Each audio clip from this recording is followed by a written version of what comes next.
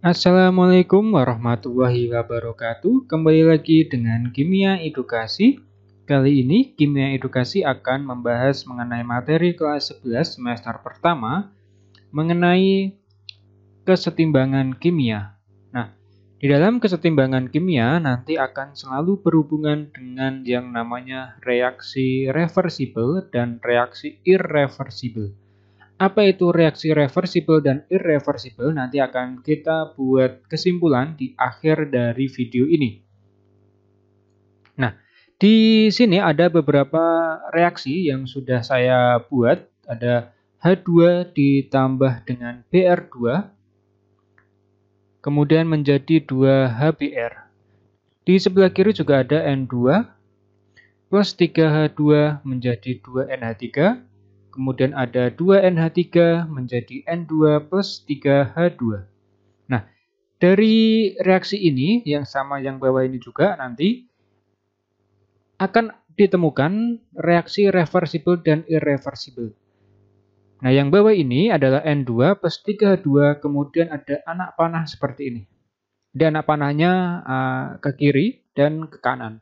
Nah, jadi dari semua reaksi ini, pertama yang membedakan adalah posisi dari anak panah. Ada yang menuju ke kanan, ini kan semuanya menuju ke kanan. Ini juga ke kanan. Tetapi yang bawah ini dia ada yang ke kanan, ada yang ke kiri. Itu yang membeda. Jadi pembedanya pertama dari reaksi ini adalah dilihat dari anak panah. Jadi anak panah itu nanti dia posisinya seperti apa itu nanti menentukan dia reaksinya reversibel atau irreversibel. Nah, reaksi reversibel, yang namanya reversibel itu adalah suatu reaksi dapat balik atau dapat dikatakan sebagai reaksi yang namanya reaksi bolak-balik. Sedangkan yang irreversibel, reaksi irreversibel itu adalah suatu reaksi yang satu arah. Jadi arahnya kalau dia posisinya irreversibel itu anak panahnya akan selalu ke arah kanan. Nah, itu yang dinamakan dengan reaksi irreversibel. Seperti halnya ini. Jadi pada poin pertama ini adalah dinamakan sebagai reaktor masuk ke dalam reaksi irreversibel. H2 plus Br2 menjadi 2Br. Ciri khas dari irreversibel itu adalah anak panahnya hanya ke arah kanan saja. Inilah yang dinamakan dengan irreversibel. Jadi anak panahnya satu, hanya ada satu arah saja, dinamakan dengan irreversibel. Kemudian bagaimana dengan yang reversibel? Nah, di reaksi ini ada reaksi irreversibel, dua buah reaksi irreversibel, yang poin ini ya, kedua dan ketiga. Ini semuanya adalah kondisi awal adalah irreversibel, namun nanti bisa menjadi reversibel. N2 ditambah 3H2 akan menjadi 2NH3. Nah, pada reaksi ini, N2 plus 3H2 menjadi 2NH3, ternyata dari reaksi ini, itu nanti reaksi ini bisa dibalik menjadi 2NH3 menjadi N2 plus 3H2. Nah, yang atas ini adalah reaksi pembentukan. Karena nanti hasil akhirnya adalah terbentuk 2NH3. Sedangkan yang bawah ini adalah reaksi penguraian.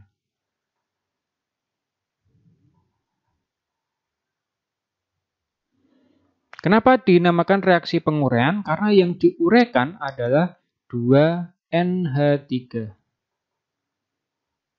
Nah, terjadi penguraian 2NH3 menjadi N2 plus 3H2. Yang awalnya dia reaksi pembentukan, ternyata reaksi ini juga bisa berlangsung menjadi reaksi penguraian, atau artinya NH3 ini bisa diurai kembali menjadi N2 dan 3H2. Nah, Dari reaksi ini kemudian bisa disederhanakan menjadi reaksi yang keempat ini. N2 plus 3H2 menjadi 2NH3.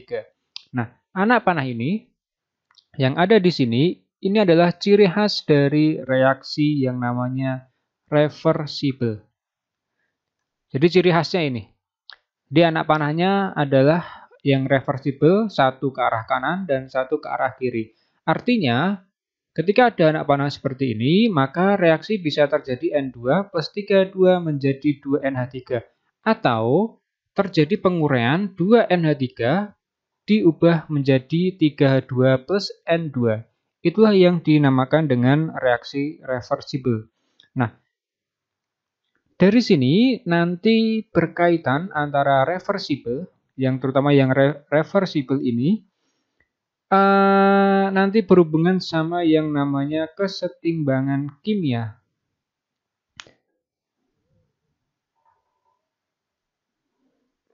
Yang dimaksud dengan kesetimbangan berarti dia nanti bisa menyeimbangkan diri, reaksi ke arah kanan, ataukah nanti reaksinya ke arah kiri. Jika dalam kondisi tidak seimbang, maka nanti akan diseimbangkan dengan cara reaksi itu nanti akan bergerak ke arah kanan atau ke arah kiri, tergantung nanti reaksinya seperti apa.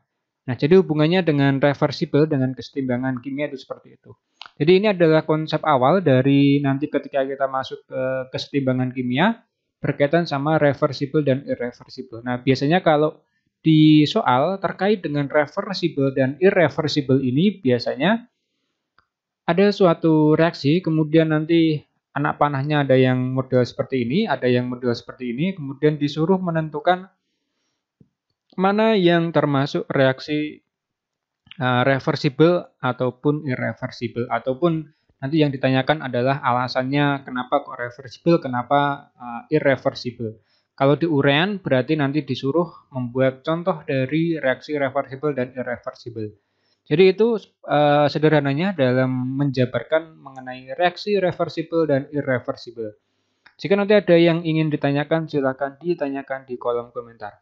Sampai jumpa pada materi-materi berikutnya di Kimia Edukasi. Wassalamualaikum warahmatullahi wabarakatuh.